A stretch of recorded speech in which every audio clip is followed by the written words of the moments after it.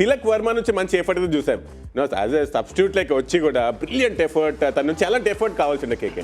నిజంగానే out standing. ఇది catch తీసుకోవటానికి ట్రై చేశాడు, కిందకి దిగుతున్నాడు అన్నప్పుడు కాల్ని అలా గాల్లో పైకి తీశాడంటే అది సూపర్ మ్యాన్ ఎఫర్ట్. అది నార్మల్ మనిషి చేసేది కాదు, సుప్రీంలీ ఫిట్ ఉండాలి. తిలక్ వర్మ అది చేసి చూపించాడు, అది నిజంగానే అన్బిలీవబుల్ ఎఫర్ట్. 5 runs సేవ్ చేశాడు ఆ టీంకి. అండ్ క్యాచ్ పట్టుండాల్సిందంటే అక్కడ రివర్స్ కప్ ట్రై చేసినా కూడా అక్కడ ఇంకో ఫీల్డర్ ఎవరన్నా బ్యాకప్ వచ్చుంటే ఏమన్నా ఛాన్స్ ఉండేది. అక్కడ రియాక్షన్ టైం కూడా చాలా తక్కువ ఉంది ఆశీష్. అది అలా తీసుకోవటమే వాట్ అన్ ఎఫర్ట్. ఇది what an supreme athlete. And తప్పకుండా తనకి కాన్ఫిడెన్స్ వచ్చి ఉంటుంది, అండ్ కోచ్కి కూడా చాలా కాన్ఫిడెన్స్ వచ్చి ఉంటుంది. ఏదైతే ఫీల్డింగ్ ల్యాప్సెస్ ఉన్నాయో ఇలాంటి ఫీల్డర్ వస్తే ఆటోమేటిక్గా నెక్స్ట్ మ్యాచ్కి నాకు తెలిసి ఆ ఎక్స్ట్రా ఎఫర్ట్ ఇచ్చే అవకాశం ఉంటుంది.